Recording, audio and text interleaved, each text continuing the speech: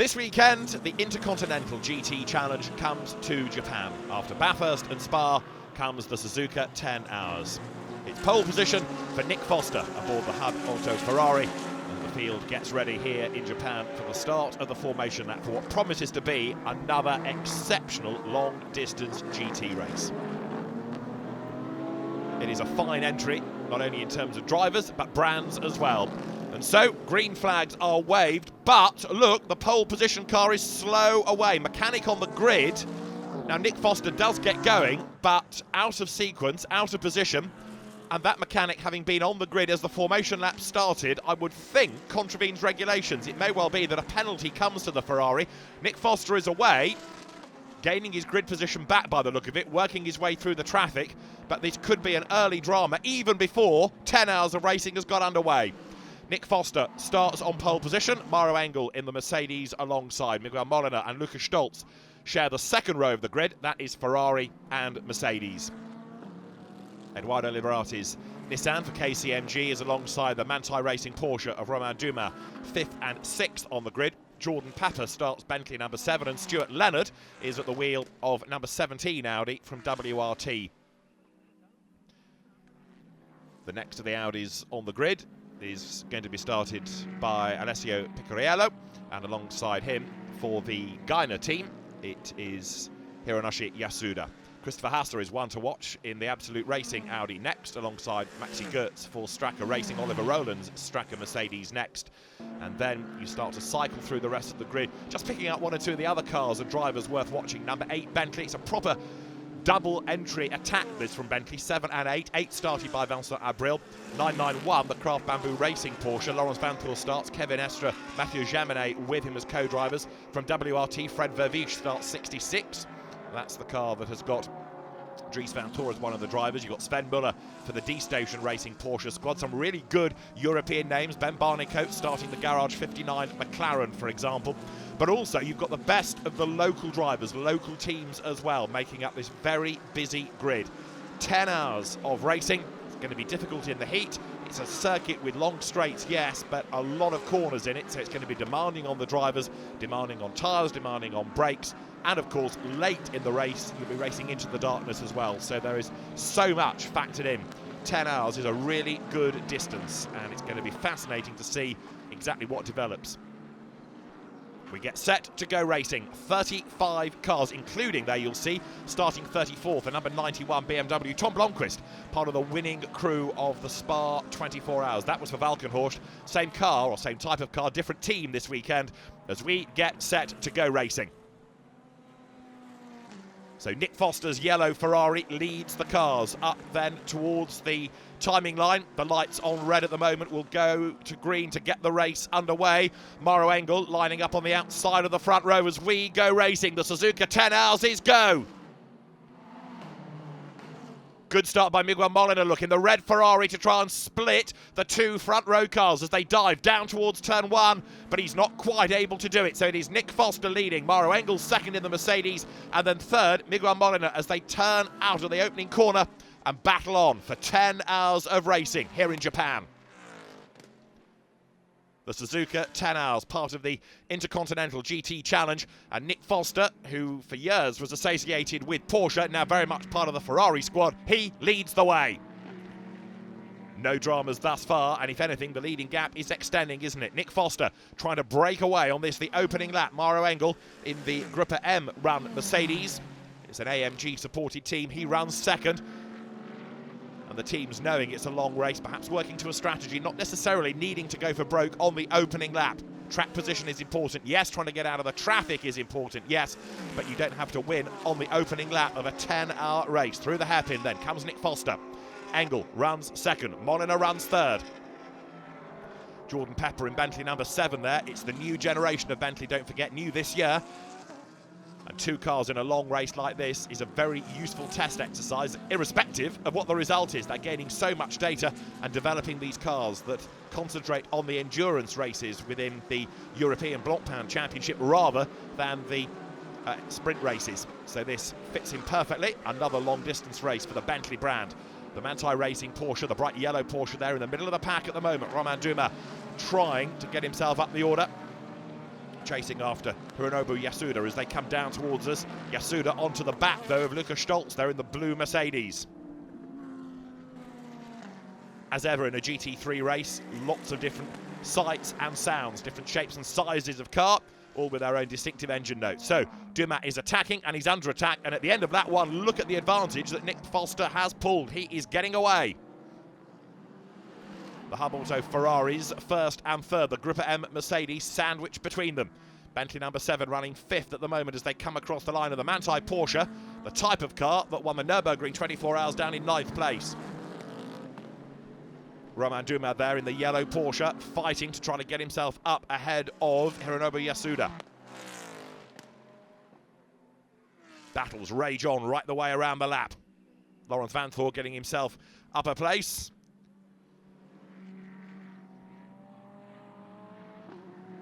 Fred Verviche coming under attack from Alexandre Imperatori. And there, Laurens Vanthoor ahead now of Stuart Leonard. That gives him 13th place as they come through that chicane, heading up towards the timing line. So Laurens Vanthoor ahead of a former co-driver, former teammate, gains a place. Vanthoor ex-Audi, now very much part of the Porsche brand. Oliver Rowland versus Vincent Abril for 15th place, but it's going to be Vincent Abril that goes through. Look, diving down towards turn 1. Through he goes. Number 8 Bentley ahead of the number 44 Stracker Racing Mercedes. Oliver Rowland, another ex-single-seater start, now very much a GT front runner, drops 1 spot.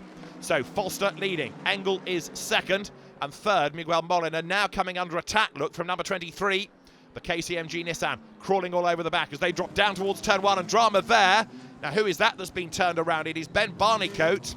He gets going again in the McLaren, and it looks as though Hiroki Otsu in the Honda NSX was the other driver involved. There is Barnicoat back underway.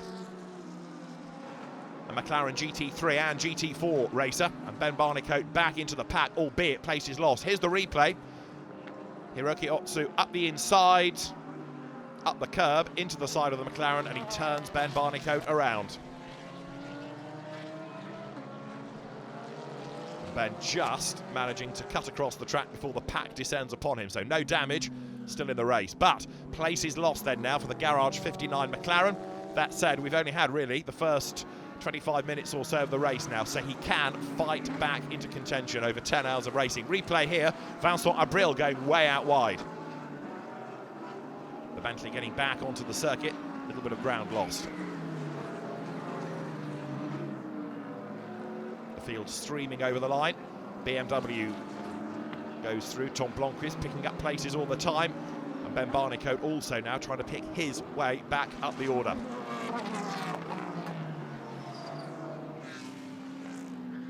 Now the battle is on here for 8th place. It is still, look, as you can see in the Gainer entry, Hironobu Yasuda coming under attack from Romain Dumas, and also now Lukas Stolz trying to get himself up past Alessio Picariello.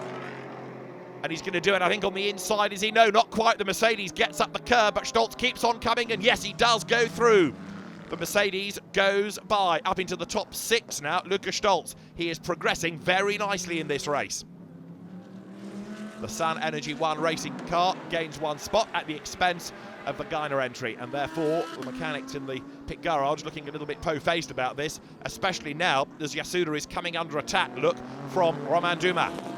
Somebody's off the road there, and that looks like Nick Leventis' Mercedes. It is indeed number 42, the Stracker Racing Mercedes is in the gravel, and Nick Leventis seemingly has done that all on his own. Here is the replay. Let's have a look. Yep, just loses it. Slithers off the circuit. The gravel does its job, ensnares the car, but he's going to lose quite a chunk of time now while they get him out of the gravel bed. Yellow flags wave. Hiroki Nagai here, coming under attack from Takashi Kobayashi. This is for 25th place, this little battle. It's a long way down. And right now, Kobayashi looking for a way by. Is he going to get the drag out of the corner? Yes, he is. Round on the outside, that will translate to the inside line. And Kobayashi goes through, up into 25th spot. It's great to see the Japanese teams, the local teams, taking on those from Europe here. It's a fascinating duel as Nick Leventis out of the gravel comes into the pit lane, and this will be the full service, driver change as well as fuel and tyres. A new set of Pirelli boots goes on. And as soon as the pit stop time is completed, it's all done to a regulation time, not as quick as you can, and then the car will be waved away. 12 hours at Bathurst, 24 at Spa, 10 at Suzuka in this, the third round of the Intercontinental GT Challenge. So the Mercedes burbles away, awaits the signal to be released. And down the pit lane goes the delayed Straka Racing Mercedes. Also in there is the 88 J-Lock Lamborghini. J-Lock, the Japanese Lamborghini Owners Club. Started by Kazuki Hiramina, that car, and that now comes in for its first stop. A little bit early, you would have to say, actually, compared to some. Lots of battles are still raging on out on track, though.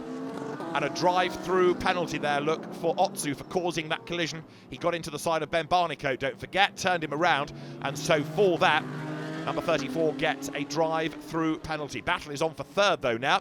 And this is a replay, in fact, of that contact. So there, look, Otsu up the inside of Ben Barnicoat. And a drive-through penalty over the course of 10 hours. To be fair, won't delay the car that much, but the penalty comes. Now, battle on for third. And Stuart Leonard losing a place as well, because that is Alexandre Imperatori going through. So Stuart Leonard's WRT Audi loses one spot. He might lose another, look, because he's got the Porsche right on his tail as they come up towards the end of the lap. Romain Dumas is still attacking Yasuda for 8th place. The two of them absolutely nose to tail here.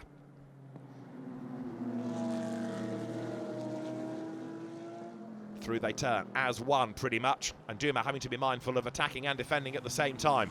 A replay here of Imperatori going ahead of Stuart Leonard. An easy pass, that, but again, over the course of such a long race, drivers feeling it's not necessarily worth defending like crazy so early. The race may well come back to you. So for Manthey Racing, Romain Dumas here on the back of Hironobu Yasuda. Can he find a way by? Not yet, he can't. And he's still under attack, of course, from the Audi, Mercedes, Porsche train behind him. Over the timing line they come then. So Yasuda keeping Dumas at bay. And again, this is the fascination of GT3 racing these days, the way the balance of performance works out. Some cars strong at different parts of different circuits. Another of the Straka Racing fleet of Mercedes comes into the pit lane.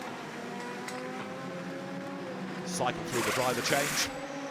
Fuel, tyres, then back into battle.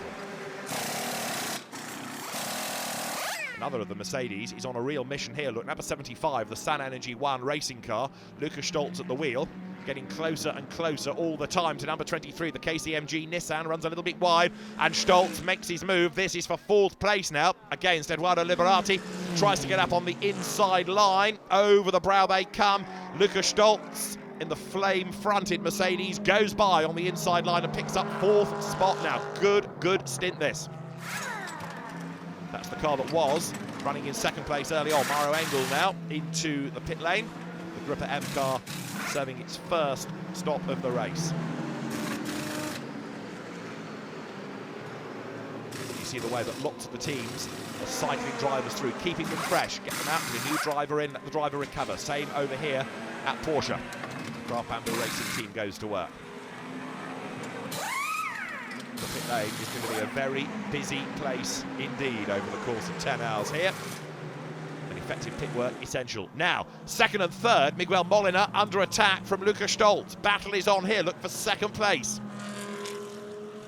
Coming up towards the end of the first hour of racing, and Stoltz, who has been getting quicker and quicker and quicker as the stint has gone on and the car has got lighter on fuel, makes his move. Molina forced out a little bit wider with a wheel on the dirt, but Stoltz goes by. Romain Dumas still attacking, coming out of the hairpin. He is still stuck behind Yasuda. Is this the chance to challenge? Well, he certainly tries on the inside, but again, he is frustrated. Dumas, Le Mans winner, quickest man up the Goodwood Hill this year and up Pikes Peak as well. A real all-rounder these days in terms of racing, and he also does a fair bit of rallying. For the moment, is still stuck behind Hironobu Yasuda, and he's getting mighty frustrated about it. Were he to be released, he could possibly get away and make some progress, but it ain't happening for him. Here, the replay, closing right up at the hairpin. Almost onto the tail, almost into the tail, but he can't find a way by Yasuda. They're still nose to tail, look.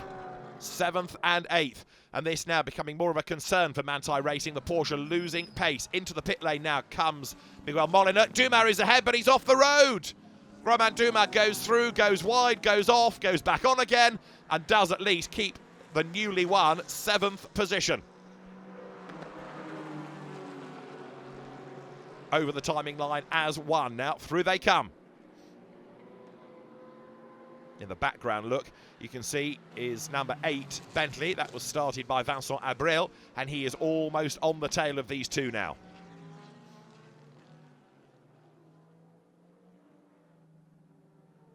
Replay of the move by Romain Dumas. Finds finally the track space, lunges up the inside, can't slow down in time, runs off the road.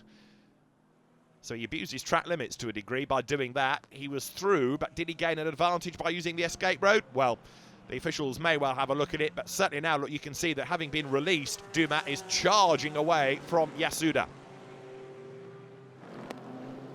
Abril now comes up to challenge Yasuda. Nose to tail, these two. The Bentley looking for a way round.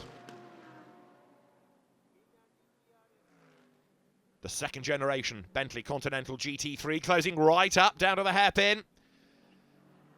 But again, look, everything Yasuda does with all the track knowledge puts the car in exactly the right place. He hangs onto the position.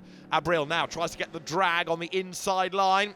Can the Bentley come booming past? Let's see. It looks like Yasuda has just kept his nose in front. Over the brow they come now. Through on the inside goes Vincent Abril. That puts him up now into 7th position.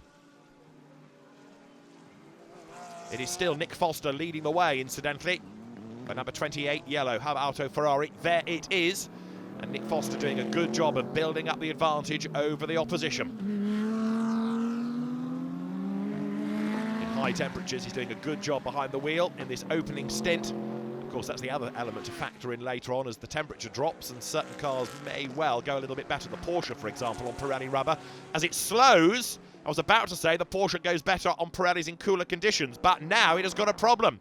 The Bentley has gone by, Yasuda has gone by, and Dumas, who was 6th, has just fallen to 8th. Now, has he got a problem, or was that a mistake?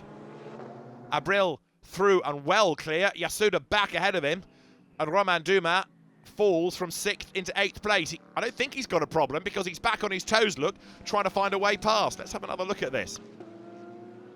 The car just seems to hesitate, look, coming out of the corner.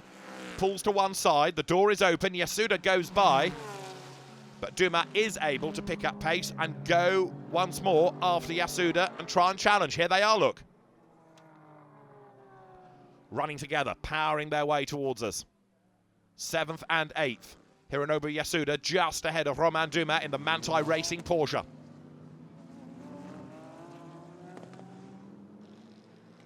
The run up towards the timing line. Dumas elbows his way up on the inside line, finds the gap. Now we'll see whether the Porsche has got the grunt in a straight line. Side by side over the timing line. And now on the inside, Dumas should go through at the first corner. Yes, he does. He takes the place back again. There is the race leader. Nick Foster gets a drive-through penalty. A drive-through penalty for Nick Foster because the mechanic was on the grid within those last 15 seconds before the green flag. The grid should have been cleared, and so Nick Foster will get a drive-through penalty, or the car will get a drive-through penalty. Now, is this the penalty being served, or is this going to be his first routine pit stop? Let's just see. The team, I can see, is ready. And so this is going to be the regulation pit stop. So at the end of the first hour, in comes Nick Foster. He's going to give way to David Perel by the look of it. And that will give Lukas Stolz now the lead of the race. There he is in 75 Mercedes. It's been a really good opening stint, this, by Lukas Stolz. No stranger to this Mercedes. He has had a spell for Bentley, but Stolz leads the way. 28 Ferrari will have to serve that drive-through penalty, don't forget. So David Perel comes back down the pit road, and so the car drops out of contention, at least for the time being. Just over an hour of racing done, and Lukas Stolz still out there. Replay here of the Mercedes going way wide. That part of the circuit catching out many of them, it's got to be said. No damage done, bit of time lost as Stoltz now pits from the race lead. In he comes. So Luca Stoltz in, and that's going to give the KCMG number 23 entry the race lead. Stoltz stops on his marks, and there will be, of course, the driver change. Out gets the very tall German driver. He shares the car with Mick Grenier. And there is another problem. It's a Mercedes. It's 42. That's the Straka car that Nick Leventis was behind the wheel of earlier and put it into the gravel. Felipe Fraga, David Fumanelli, the other drivers, and that's got a problem. Back into the race goes number 75. So Kenny Harbel and Michael Grenier, the other two drivers of that car. Grenier, I think, will do the next stint and then put Kenny Harbel in third in the rotation. It's a Pro-Am entry, incidentally, not a Pro entry. So, 888 Mercedes now into the lead of the race. The Gruppa M car. Raffaele Marciello, Mauro Engel and Tristan Vautier, the drivers. 75 Mercedes presses on. That is the new leading car. Tristan Vautier currently behind the wheel.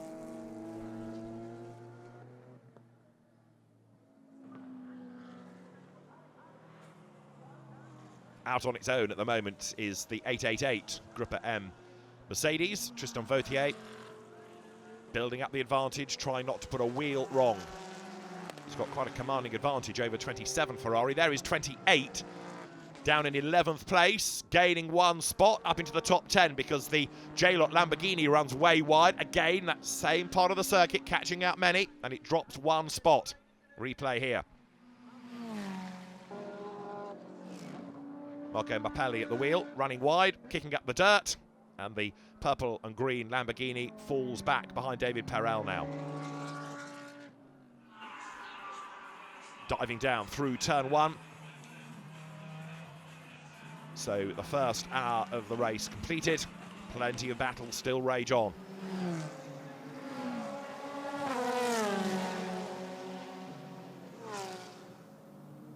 Number 8 Ferrari here on the attack.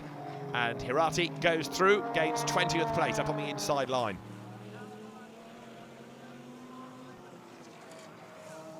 Double zero Mercedes there, you can see, from the Good Smile team. That is Taniguchi attacking Mappelli, and Taniguchi should go powering through the Mercedes with all that grunt. Goes round the outside. That is a very brave move indeed, and it gets a great reception from those in the pit bunker. Taniguchi goes ahead of Marco Mappelli. That Lamborghini is dropping like a stone, isn't it? Now, the Manthey Racing Porsche has Fred Makovici behind the wheel now. Fred Makovici, we know, very, very fast indeed, and he is gaining ground. Look, he's already got himself up ahead of the Gainer car. Hironaka, Hoshino and Yasuda, the three drivers, but that now starting to fall back in the pack. Down into 18th place, in fact, number 11. Into second place, number 27 Ferrari, Matt Griffin at the wheel. Mick Grenier, Michael Grenier, going after him, and there he is in the blue Mercedes. That gap coming down a little bit. We know how good Matt Griffin is, as we see here in replay. Marco Mappelli losing another place, and that is the number 8 Bentley going through on the inside line. Second and third, Matt Griffin for the moment hanging on to the position. There behind him is Michael Grenier chasing on.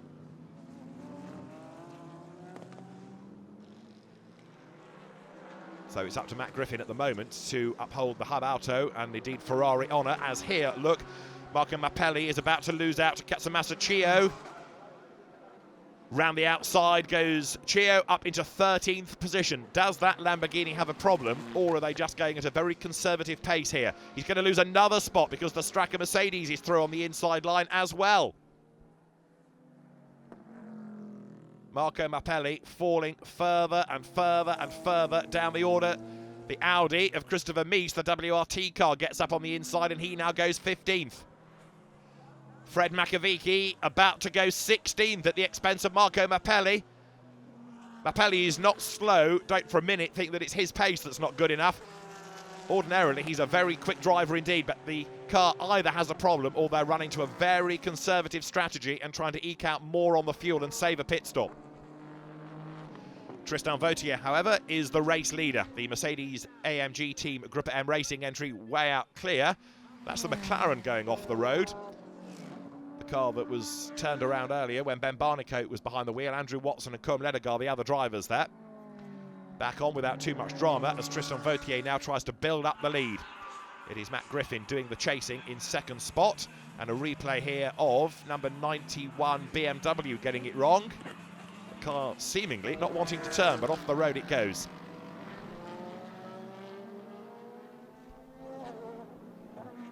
In and out of the gravel then goes number 91, back on track. Matt Griffin keeping Mikael Grenier at bay. Coming up into the traffic now, so Matt Griffin shortly will have to worry about some of those back markers. The cars threading their way up towards the timing line. You've got the number 8 Ferrari in all of this as well. So there are battles within battles here as the cars accelerate over the timing line. Now let's have a look at Marco Mappelli's progress. He has just lost another place because he's now down to 18th. Really frustrating stint this for him. It still makes me think the car's got a problem. They can't afford to be losing so much time. There you can see through on the inside goes the Geiger Nissan. So Mappelli falls back, 18 spot now.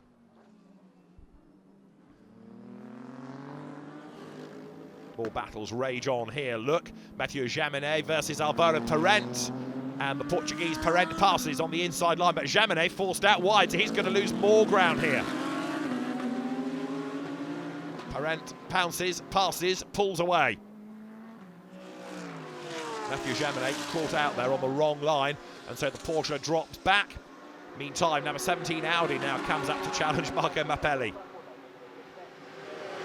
Number 7 D-Station Racing Porsche goes to the inside of the Audi, both to the inside of the Lamborghini. Audi through, Lamborghini slots in and splits Audi and Porsche. Remember, they're all out of the same parent company as well, squabbling long and hard. Mappelli under attack from Fuji here.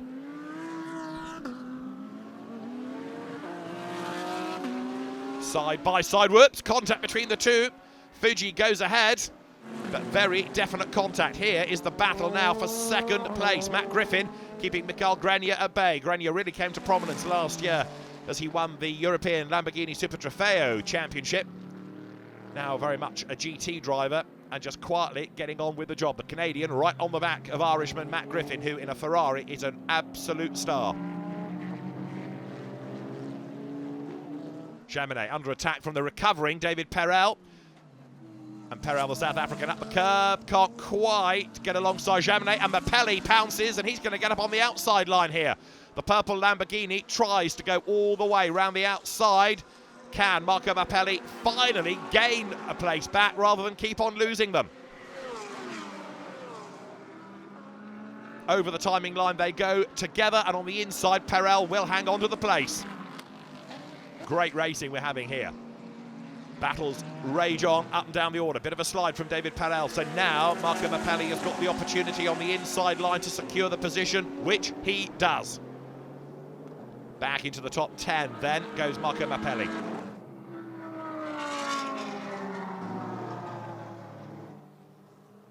In replay, David Perel gets up on the inside there of the Porsche. That puts him a further place up the order against the 991 Craft Bamboo racing car. So David Perel here doing a good solid stint. That's another of the Pro-Am entries. Meantime, Matt Griffin is under real attack, isn't he now, from Mikael Grenier, who will go to the inside line. There was just about a gap, but Griffin brakes late. The car almost breaks away. He slides, he's up the curb. They're side by side. Matt Griffin will have the inside line for the next corner, and the Ferrari just keeps its nose in front. But Grenier, with all the grunt from the Mercedes, stands his ground on the outside line. He's waiting for the road to come to him on the inside line for the next corner, and Mikael Grenier should go through, and he does go through. Great racing. Mikael Grenier goes through, up into second place in the Mercedes. Here, Richard Bradley versus Ryuichi Tomita. This for third and fourth places now. Tomita on the attack, and dust flies behind them as somebody runs wide at turn 1. Tomita in the Audi tries to go around the outside of the British driver Richard Bradley and does so. The Audi gains the place. Good move that.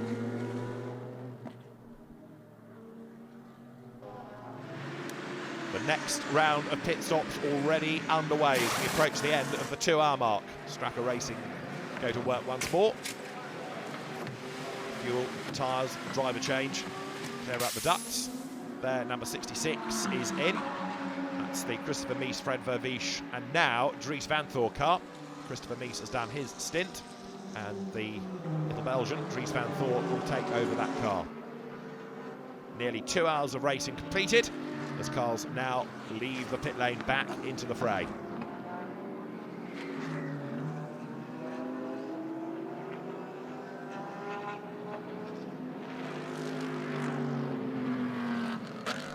So there is Dries Van Thor back on track in number 66, down in 20th place after the pit stop. In comes number 18, ACMG Nissan. Pit stop cycles through, and more coming into the pit lane in the background as well. Looks like the number 11 Nissan is due in this time. Yes, it is. The team goes to work, and also I think Hub Auto is ready for, there it is, 28, and that's going to be Nick Foster to get back on board. So Nick Foster, who started, will do another early stint, keeping Hiroki Yoshida, bronze-graded driver, for later on in the race. Right now, 28 has got work to do to get back into the order, so Nick Foster put behind the wheel of the car to get on with the job. Number 10 released, not too close to the opposition, thankfully that, as in now comes Mikael Grenier, and it is going to be the Australian Kenny Hubble, the bronze-graded driver in this Pro-Am entry, that will take over. Down the pit road comes the blue Mercedes with the spectacular colours on the front. There is Kenny Hubble, runs round, ready to take over. Meantime, Nick Foster battles here with Dries Van Thor. They're outside the top 20. Both have work to do, both getting on with the job. Nick Foster in the yellow Ferrari on the inside line as they come down towards turn 1. On the outside line is Dries Van Thor. Foster goes through, goes 22nd now. The car badly delayed by that drive-through earlier on. Meantime, Kenny Hubble is about to lose out to Lewis Williamson. The Straka Mercedes chipping away nicely and goes through on the inside line, gains a place. Good solid pass that. Hubble goes down another place. Calvin van der Linde through on the inside. The Absolute Racing Audi gains 4th position. So in fairness, Kenny Hubble, who is an AM, losing ground here. Challenge made up on the inside line. Bentley tries to get past Mercedes. Through it goes. Another good pass there. That is Bentley number 7 going ahead. So 75 Mercedes falls into 5th position now. But in fairness, Kenny Hubble concentrating on Pro-Am honours, knowing that he hasn't got the outright pace of some. Great battle going on as Van Thor goes back ahead of Nick Foster. That's for 10th, and Foster off the road and back on again. Delayed even more there. This is turning out to be a very interesting race. So much going on. Kamui Kobayashi, ex-Grand Prix driver, ahead of Kevin Estre, who runs wide in the Porsche. Revin Kevin back onto the power.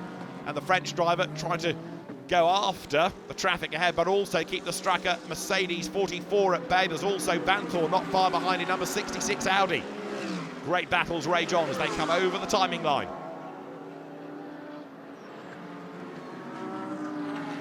Kevin Estre on the outside line. Part briefly of McLaren's factory programme a few years back. These days, very much part of Porsche. Class winner at Le Mans this year, but he goes down 1 spot against the Straka Mercedes. They ride the curb as they come towards us. So 44, the Oliver Rowland, Adrian Tombe, Maxi Bouc Mercedes through. And here Dries Van Thor comes up to challenge the Porsche, and Nick Foster is right there on the tail as well. Round the outside goes Van Thor, and up the inside tries to go Nick Foster. 991, Kevin Estre, Mathieu Jaminet and Laurens Van Thor under attack from all sides. And you've got to say that none of the Porsches, no matter which team, really sparkling at the moment. The Manthey car is a long way down, and there, look, Kevin Estre loses a position. He was 11th at the start of this lap. He's now 13th as the Ferrari goes by. That's the BMW off the road, and it's PT Birambakti at the wheel of it. So that car in the gravel. Just wondering whether we're going to need a safety car to get it out of harm's way. It's clearly ensnared by the gravel and is going nowhere under its own steam, but I think under a double wave yellow flag it might be that the little snatch vehicle can hoik that out of the way, and the race needn't be affected. We'll see what the race director elects to do. But Piti Bieron-Bahti off into the gravel, and there with a problem is Earl Bamber. That's the D station Porsche. Earl Bamber at the wheel of the car that he shares with Sven Müller. The two European Porsche factory drivers drafted in, but the car has a problem, and in fact D station's already got 77 in as well. The Pro-Am entry already in the pit garage, so it's a double whammy for the local team. This big double disappointment. Fred Makovici in this battle pack look in the very distinctive bright yellow Manthey Porsche. He's trying to attack, he's trying to defend as the cars work their way through traffic coming up towards us. Also in this is the number 17 Audi, Bentley, Nissan, all different brands represented. Some great squabbling going on, and number 8 Bentley gets up the inside as the Audi, look, he's forced out wide over the curb and back on again.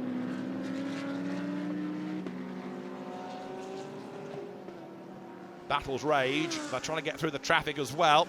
Meantime here, number 75 Kenny Harville down in 7th place, and he's now got the number 6 Audi tucked up behind him. Number 6 is the Marcus Winkelhock, Christopher Hasse, Kelvin van der Linde entry, and that, with damage off the road, is the McLaren. Côme Ledegaard at the wheel, and he's got involved with number 7 Bentley off the road into the gravel and out of the race. Looking at that is the McLaren. Yellow flags wave. The McLaren is going no further. You can see the witness marks across the tarmac, and it was contact with number 7 Bentley. The McLaren gets a rub, it spins, it bounces off the barrier. You see the Armco deform, it then comes across the road. Thankfully, nobody else involved, but Côme Ledegaard is out of the race. There is the end of the incident as he comes sliding into shot, but the damage is already done. So Côme Ledegaard is out of the car, but that looks like a definite retirement with the damage. Full course yellow is called for, and that's to enable the marshals to sort out the incident and to slow everybody down. There is Côme Ledegaard, explained to the marshals, I'm okay, I'm fine, yep, don't worry. And now, not surprisingly, lots of teams coming in for a pit stop. Race leading Mercedes is in, so also is Treble 7, the Car Guy Racing entry. That blasts back into the race. 27 is in. Pit stop, I think, done, but it's a bit stuck, look, because the pit lane has become very congested. You've got to get on well with your neighbour in long-distance races, especially with a big entry, just in case everybody comes in at the same time, and a full-course yellow will quite often promote that. So more and more cars cycle through a pit stop. Do it now because you'll lose less time relative to doing it under full green flag conditions, of course. So some come in, others come out. There is the snatch vehicle dragging away what's left of the McLaren. Strip the underside of the wheel arch out. You can see the safety car coming onto the circuit. It doesn't have its lights on, but I suspect it will let the traffic by when it finds the leader, then put the lights on, bunch up everybody behind the safety car, ready for the restart. So the safety car comes out on track. And there you can see, look, the field being allowed by. It doesn't have its lights on, so we're not yet under safety car conditions. We are now. The lights are switched on, and this is the order behind the safety car. 888 Mercedes leads 27 Ferrari, 43 Mercedes, 7 Bentley, 23 Nissan, 23 Audi. Real spread of brands there. What's that? 5 different in the top 6. Intriguing for the next part of the race, but of course now the gap has come right down between the leading Mercedes and the second placed Ferrari. Number 75 Mercedes that led early on down in 7th. It's number 6 Audi in 8th. The 911 is 9th, and then Bentley number 8 rounding out the top 10 as we get set to go racing, because the safety car will be in this lap.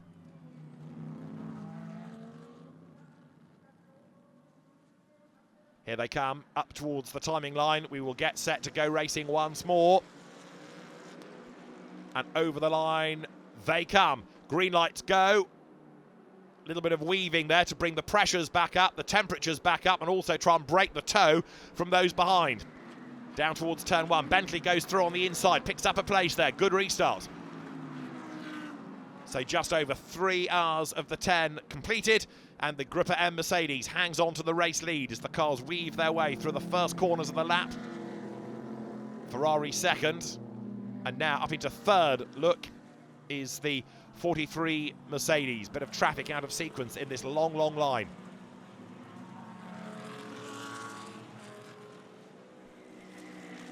Just savour the shapes and sizes, the sights and sounds of a proper full GT3 field going at it here, released after the safety car. You'll see the BMW is back in the pack as well. So number 91, after its trip into the gravel, back into the race.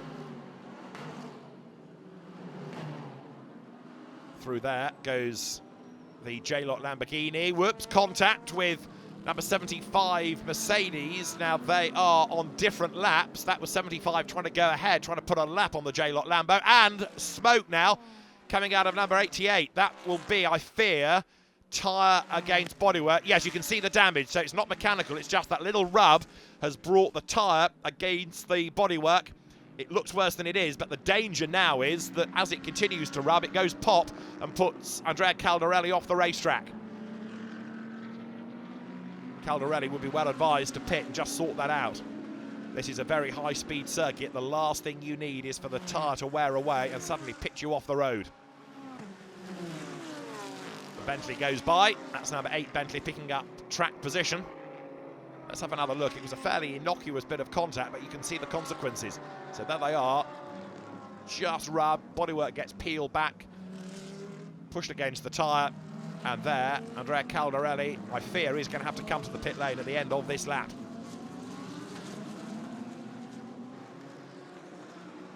The field battles on, and yet into the pit lane comes Caldarelli.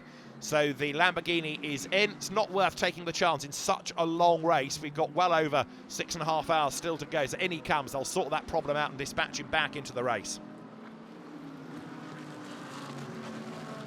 Andrea Caldarelli is in, and a problem now. That's Eduardo Liberati stranded trackside. Eduardo Liberati off by the side of the road.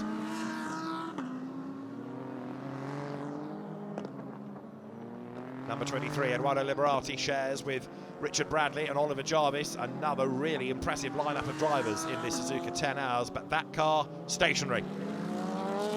The driver will be on the radio to the team asking for advice. They may say we'll try doing a kind of control-alt-delete if it's electrical, but the snatch vehicle is there to get the car off the track and to a safer place. 77 is in. Porsche pit stop. Now remember, we last saw that D-Station car in its pit garage, so the good news is it's back on the road. Wide there goes 21 Audi, and that loses 4th place as a consequence. So number 75, the Sun Energy 1 Racing Mercedes, briefly ahead and then dives for the pit lane. In comes the Mercedes then, the order will shuffle. 888 has just served another pit stop. So back into the race now goes the Grupper M car, which has really been the leader over the last few laps.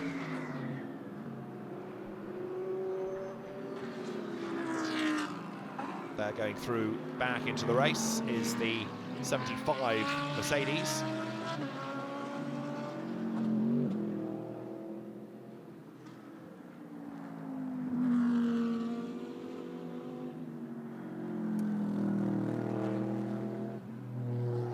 Sun Energy 1 racing car back on track, still going for honours in Pro-Am, and there is the Havorto Ferrari in, number 27. Matt Griffin was doing great things with that car a little earlier, and again it's going to be the full service, fuel, tyres and a driver change as well.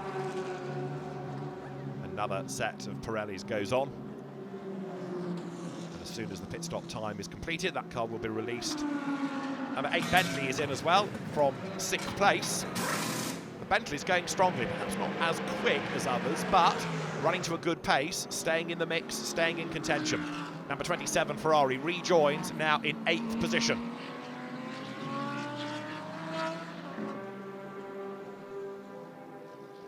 All stop cycle through, and that is Ryuichi Tomita having a spin.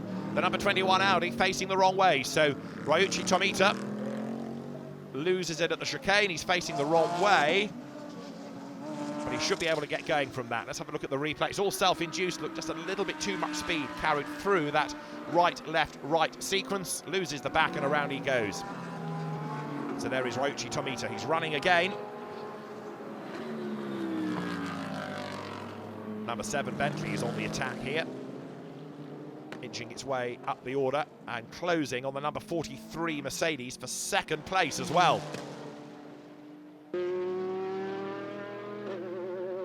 Bentley number 7, which was started by Jordan Pepper, Stephen Kane and Jules Gounon, the other 2 drivers, all of them as ever working well together, keeping out of trouble and showing good car speed.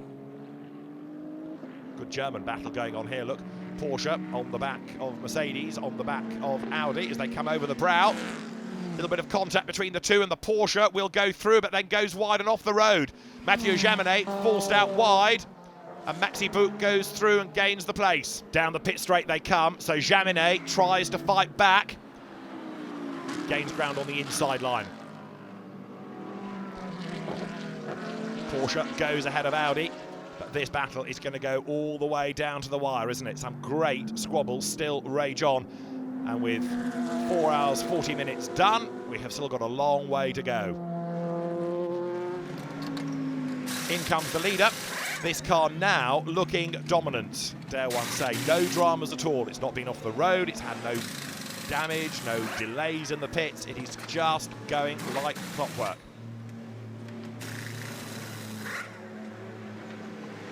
And now look as well, you can see, as the race starts to take a pattern, the team's electing to double stint the drivers. So you cycle everybody through, keep them fresh, but now, as you start to read the race, and we've done 134 laps, you can double stint the drivers, may even triple stint, if they feel that's appropriate. Get the most out of the quicker drivers in the middle part of the race. So the pit lane is getting busy, some in, some out. One car rather slow away. Whoop, the Bentley there, really on its toes, charges past the KCMG Nissan. I think that was legit. The race officials may have a look at it, but the Bentley certainly ahead now. Number 75 Mercedes comes in as well. Kenny Harble there, standing alongside the car, ready to take back over from Carl Grenier. Harble gets in. That's going very nicely within Pro-Am at the moment, that car. 18 is off the road, runs wide. Andy Soucek, having got himself up past Katsumasu Chio off the road. The Nissan is in the pit lane and it's looking very sorry for itself now. Smoky, gravelly, driver change is going on, but this could be a long stop, given that it's clearly picked up a little bit of damage. Stones possibly getting into all the wrong places. 75 is under attack. Replay here of Kenny Harble losing a place. That's the number 17 WRT Audi, one of the pro cars going ahead of the Pro-Am leader.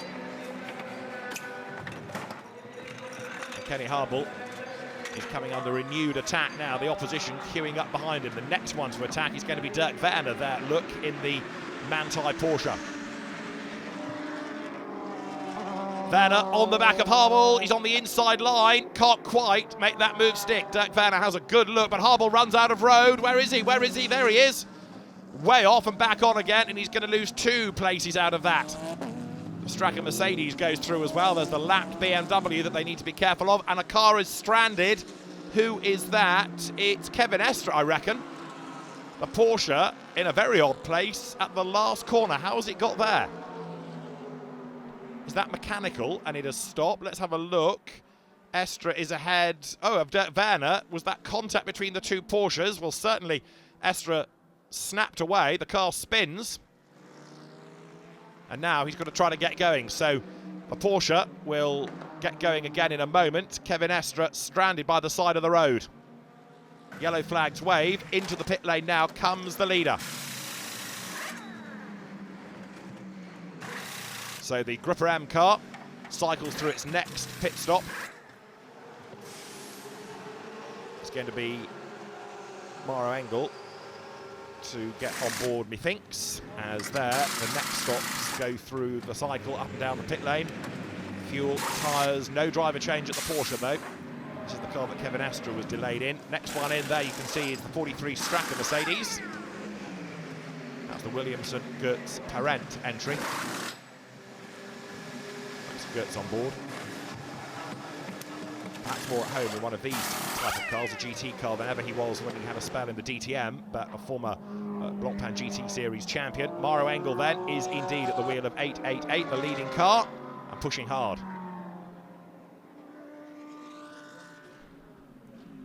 Through the traffic, works his way by on the inside, picks up a spot.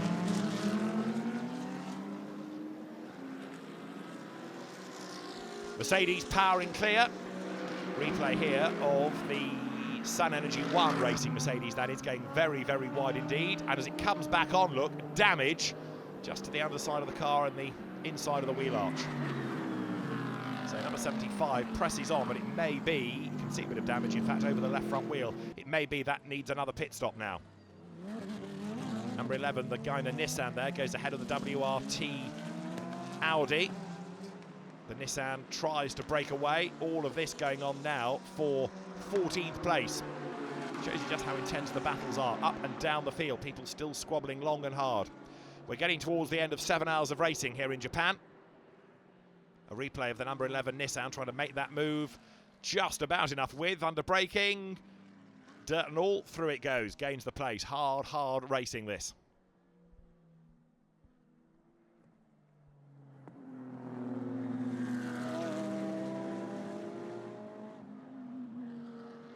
Nissan, Audi, Porsche, Ferrari, all running together.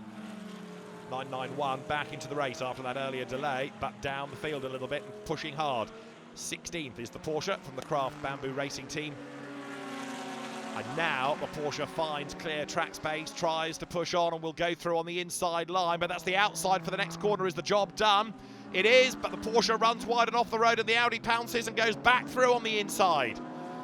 The WRT Audi leaves the pit lane, blasts away. Number 17 is going to be in 16th place. The sister number 66 car, currently running in 6th spot. There it is, in fact, into the pit road. That's the Mies van der Vervisch car. Part of Vincent Voss's crack WRT squad. In comes the race-leading Mercedes now. Gauthier Engel and Raffaele Marciello all doing a really good, solid job with this car. Jules Gounon under attack from Dries Vanthoor. Really good fight going on here, look, between the two of them.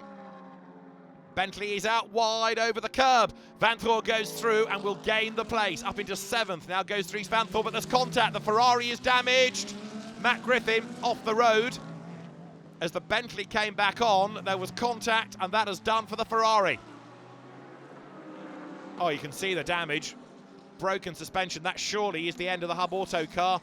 Matt Griffin is near pit in, so he'll drag it back, but it's going to be a long stop to repair the damage.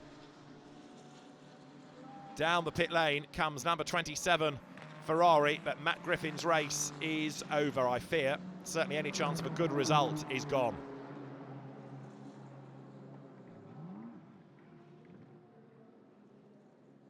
In he comes, the team is ready. But they're going to, first of all, have to turn the car around and put it into the garage. So, Vanthoor gets up the inside of Gounon. Gounon goes wide, loses the place, and look, he just comes across completely oblivious to the Ferrari. Bang, into the side of him. There's nowhere Matt Griffin could go, really. He couldn't just vanish. And so Jules Gounon there, I fear, has a case to answer. It wasn't that big a hit, seemingly from the outside, but it's got very serious consequences. So, number 27 Ferrari of Matt Griffin, with damage not only to the suspension but also a punctured tyre. The car does go to its pit box, but it's going to lose so much time now.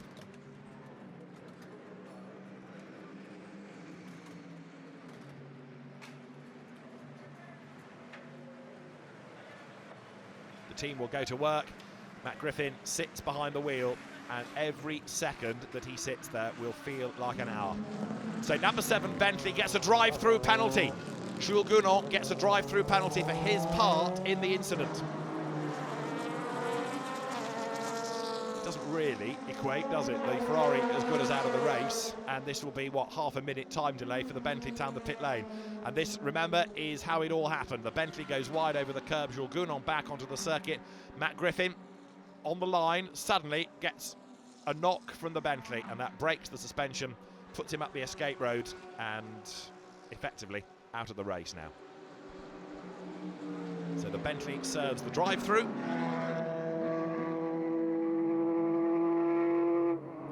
Another slow car there, bringing out the white flag.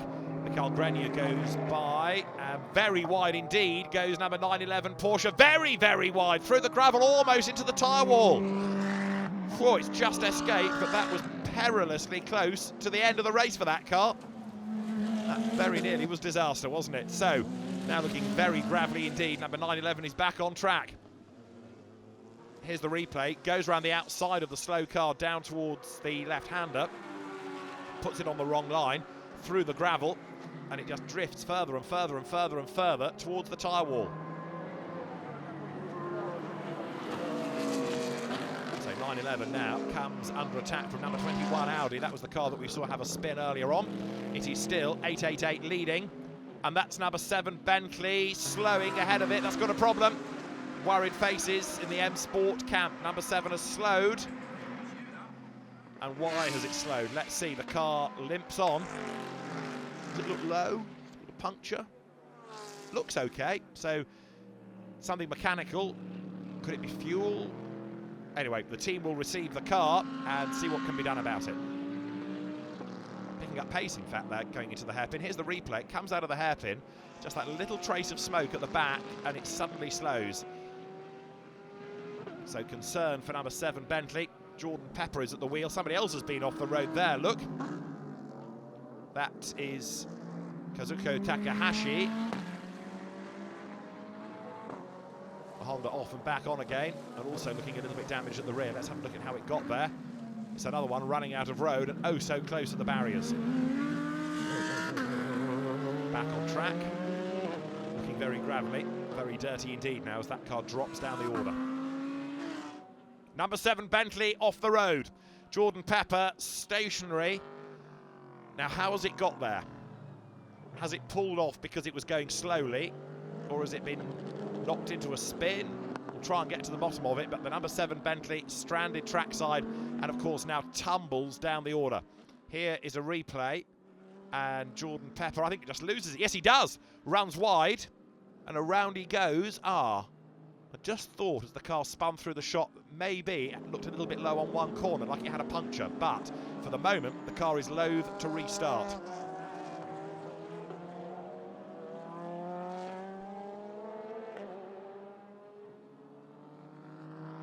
So the marshals head in that direction. Number 7 Bentley going nowhere. Is it that it won't fire up? Is it that it's got a mechanical problem and it won't go? In comes the leader. This is 888 Mercedes, still just obliterating the opposition here. So the Vautier angle Marciello Mercedes cycles through the next of the pit stops. Okay, it seems like there's been car some more at the moment accidents around is, the track. as I say, looking so strong. Number 7 Bentley has a puncture. Now, is that the cause of the spin or the result? Either way, it is a slow drive back to the pit lane. But that was the corner that just looked a little low as it spun through the shot. So maybe it was a puncture that flicked the car off the road. The light is fading here at Suzuka, and we've got just under 2 hours of the race to go as 888 Mercedes from the Grupper M team leads the way. Grupper M, one of the leading teams in the Blancpain GT Series Asia with GT3 and GT4 cars.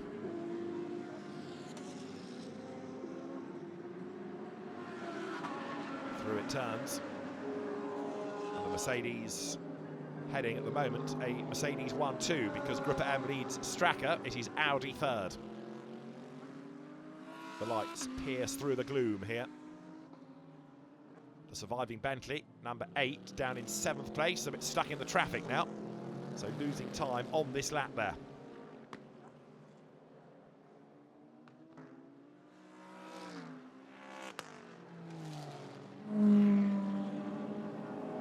The sun is setting, very spectacular shots. There's something about nighttime racing, racing into the darkness, that has this unique magic. The race now takes on a different feel, a different pace, almost a different sound. Dirk Werner comes up to have a go, tries to push on, get past Richard Lyons if he can. The Northern Irish driver in the Audi on the inside, Dirk Werner on the outside line. Werner breaks late. He's going to have to be really bold and brave to do this, and he is both of those things because it works. Dirk Werner goes 8th for Manthei, and there's a great reception in the garage for that. The team very impressed as they're up front. 8-8-8 still leads the way. Mercedes 1 and 2 here at Suzuka.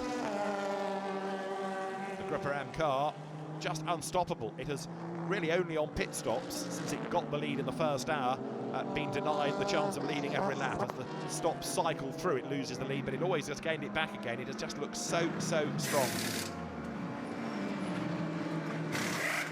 The next round of pit stops, the team's now hoping this will be the last one, and that will take them to the end. Number 6, this is the car running third, the Absolute Racing Audi. Absolute is another top Asian GT team. 43 is Strata's second place Mercedes, and that's the leader. 8-8-8 into the pits. Whoa, flash fire. No panic though, look, the mechanic, calm, brave, puts out the blaze with his cloth. He was there really only to polish the car, polish the number, and put, look, the reflective one on for late race in the darkness, but he ends up having to put out the little fire, the little blaze. All is good. New tyres go on. And so the Mercedes in a moment will blast away. Here's the replay, look, he's on his knees. Suddenly he's confronted by a fire. Douses it quickly. No panic, no drama. And it's that cool under pressure in the pits that helps you win long distance races. We've got an hour to go here at Suzuka. Final round of pit stops, number 66 in. Now where has this car dropped to over the course of the race? Well, for the moment, it leads, but it's going to, I reckon, blend back in 4th position. 75 Mercedes back into the race. Lukas Stolz and Michael Grenier and Kenny Harville have had a really impressive run in that car. The headlights working overtime now in the gloom, as you can see in the darkness. Mercedes down the pit lane, back on track. And the fans staying in the grandstands watching on as in comes the Manthei Racing Porsche number 911 for its final stop. One last set of Pirellis, one last tank of fuel, and one last run around the car with the heavy wheels and tyres for the 2 mechanics designated to doing these tyre changes. 0-0 is 5th, the Good Smile Mercedes being cheered on, and a happy team watching how the car is getting on here. Last pit stop for number 34 that, remember, got an early drive-through in the race. That will blast away. Just over 40 minutes to go. Now, number 8 Bentley, 6th, upholding Bentley Honour, and it's actually chasing the Good Smile 0-0 Mercedes, and that Good Smile has gone now. They're getting concerned, they're getting worried. That is definitely not a Good Smile.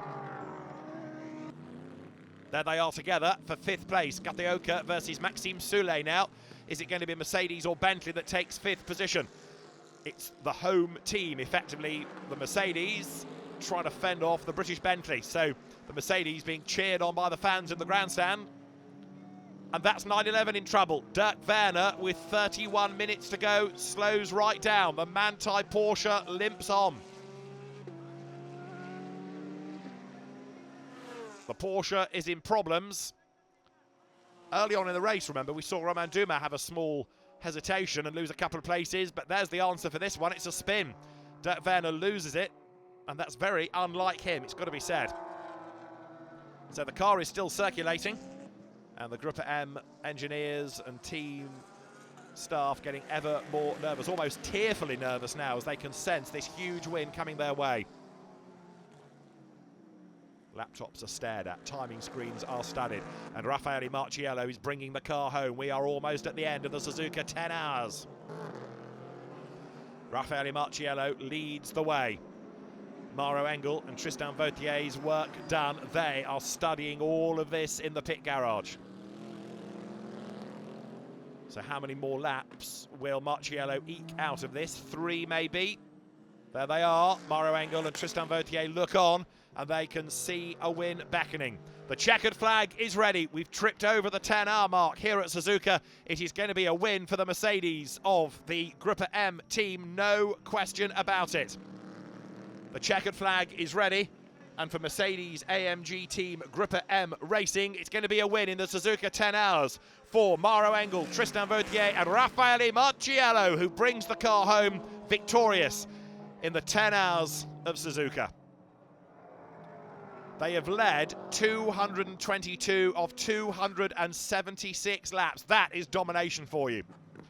What a drive, what a race. Second is going to go the way of the Straka Racing Mercedes in the hands of Lewis Williamson, Maxi Goetz and Alvaro Parent. And the battle is still on for third and fourth places, because you've got Absolute versus WRT Audis, and it's going to be number 6 of Winkelhock, Hasser and van der Linde that just takes third place. Gruppe M absolutely delighted with that result, and you can understand why. 10 hours is a long, tough race. Mauro Engel applauds the fans that have stayed in the grandstand to watch. He applauds the team as well. Kenny Chen, the team principal, will be delighted with that as the cars arrive in Parc Fermé. Tristan Vautier gets his phone. It's time for a selfie.